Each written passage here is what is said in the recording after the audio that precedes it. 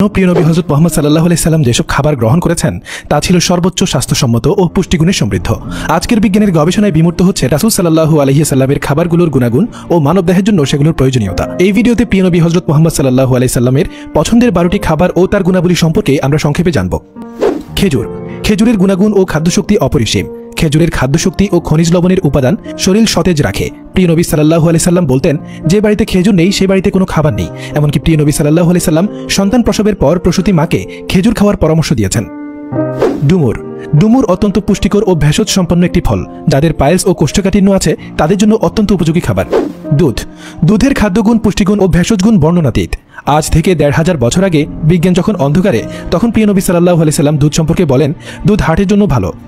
দুধ পানে মেরুদণ্ড সবল হয়, মস্তিষ্ক সুগঠিত হয় এবং দৃষ্টিশক্তি ও স্মৃতিশক্তি প্রখর হয়। আজকের বিজ্ঞানীরাও দুধকে আদর্শ খাবার হিসেবে ঘোষণা করেছেন এবং এর ক্যালসিয়াম ও ভিটামিন ডি অস্থি গঠনে সহায়ক। বার্লি বা জাউ, এটা জ্বরের জন্য এবং পেটের পীড়ায় উপকারী। আঙ্গুর। প্রিয় নবী সাল্লাল্লাহু আলাইহি সাল্লাম আঙ্গুর খেতে অত্যন্ত ভালোবাসতেন। আঙ্গুরের পুষ্টিগুণ ও খাদ্যগুণ অপরিসীম। এই খাবারের উচ্চ খাদ্যশক্তির কারণে এটা থেকে আমরা তাৎক্ষণিক এনার্জি পাই এবং এটা স্বাস্থ্যের জন্য উপকারী। আঙ্গুর কিডনির জন্য উপকারী এবং বাওয়েল মুভমেন্টে সহায়ক।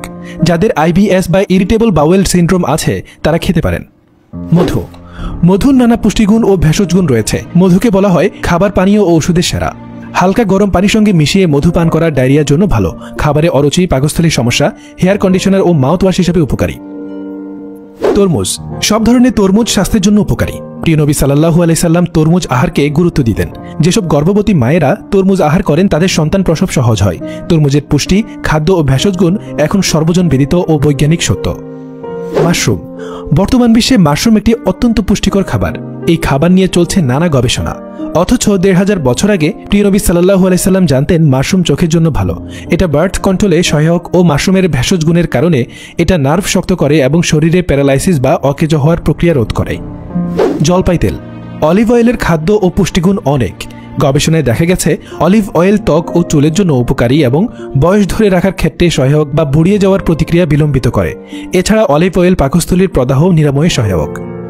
ডালিম। বেদানা। বেদানার পুষ্টিগুণ ও খাদ্যগুণের পাশাপাশি এটা ধর্মীয় একটি দিক আছে। প্রিয় নবী সাল্লাল্লাহু আলাইহি সাল্লাম বলেছেন, এটা আহারকারীদের শয়তান ও মন্দ চিন্তা থেকে বিরত রাখে। ভিনেগার। ভিনেগারের ভেষজ গুণ ও খাদ্যগুণ অপরিসীম। প্রিয় নবী সাল্লাল্লাহু আলাইহি সাল্লাম অলিভ অয়েলের সঙ্গে মিশিয়ে ভিনেগার খাওয়ার পরামর্শ দিয়েছেন। আজকের এই মডার্ন ও বিজ্ঞানের অভূতপূর্ব সাফল্যের যুগে বিশ্বের বড় বড় নামি দামি রেস্টুরেন্টে, বিশেষ করে এলিট ইটালিয়ান রেস্টুরেন্টে অলিভ অয়েল ও ভিনেগার একসঙ্গে মিশিয়ে পরিবেশন করা হয়। খাবার পানি।